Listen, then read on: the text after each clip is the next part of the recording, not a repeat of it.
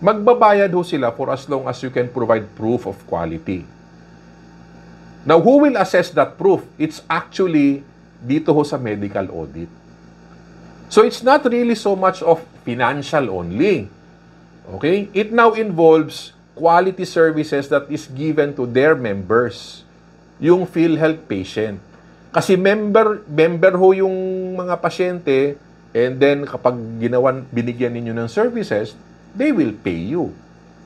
So, it is now a balance between financial and quality. So, hindi lang ho ito pera-pera. Tinitingnan din ho nila yung quality aspect ng entire transaction. Now, part of the landscape that you need to understand is that whenever there's failed audit in your claims, there is a financial loss. Okay? I'm pretty sure you're familiar with statistics and figures. Okay? I'll show you with some later. No? Kapag may problema ho in terms of medical audit, ma-RTH yung claim ninyo, that's delayed payment already, okay? It's basically financial loss. Kahit RTH yan. Sadly, yung denied ho talaga, sakit talaga sa ulo. The common reasons are this: incorrect clinical information, the lack of required documentation, failure to adhere to PhilHealth rules and procedures. So, this is just an example, okay? Denied, okay? Reasons with amount. Okay? So, a lot of this, okay? Meron ho dito mga medical, ang iba naman ho hindi. But ang point ko ho ito, SPC, single exhausted 45 days, doctor not accredited, okay? XML, okay? Meron din hong mga, ang point ho dito, it's 1.1, it's 1 million, okay? Something na mabigat, okay? So, if you look at it this way, okay, ganito yan, reason for the denied and the specific amount. So, it's very critical ho that you need to control. You need to manage it because it will really affect yung inyong payment. Okay? So, another data is this, okay? Quite similar. Yung denied reason. Okay? So, we will not go into it, no? Kasi halo-halo na ito, hindi lang ito nakafocus sa medical audit. However, the real implication, okay, ito pa, mga current ho ito. I know of a hospital, a level T training hospital. 14,000 claims na RTH. 70% of that are COVID claims. Okay? Can you imagine that? Sobrang dami. Yung to a point na give up na yung hospital. Kasi, paano niya kukunin yung 14,000? Kunin mo lahat yan. You need to submit that within 60 days or 120 days. Can't finish that all. So, these things are a little bit complicated.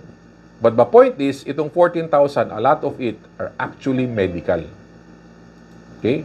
A private hospital with 300 claims RTH. Majority of this nakita ho sa medical audit. Okay? A private hospital, level 2, denied, 8 million pesos. Okay? Dialysis claim. Okay? Nakita din ho ito sa audit.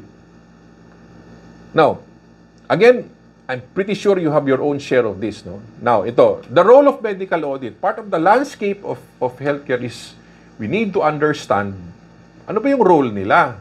Okay? So, basically, ang purpose ho is ganito. Compliance with the policy. As an insurance, PhilHealth has tons of policies. The policies are there to guarantee quality. That services should be done properly. Okay? Another purpose is to see the integrity of the claims. Yung bang sinasubmit ninyo, which is actually will be converted to cash or reimbursement, okay? Legitimate ba yung integrity ng claims ninyo? Because all of this is intended to safeguard public funds. Yung pera na binabayad ninyo, obligado ho silang okay, i-safeguard yung pera ninyo. Hindi ho nila pera yan, ha? Pera ho ninyo. So, I want you to understand the landscape. Okay? So, yan ho yung mga kailangan nating maintindihan. So, now you have an idea of the landscape, I'll give you basically a short introduction ng PhilHealth Medical Audit. Ano ba yung objective nila? Okay? Ensure compliance and integrity. Ito, pinag-usapan na natin kanina, the other slide. Integrity is the quality of being honest and showing consistent and uncompromising adherence to strong moral ethics. Yan ho yung integrity. Okay?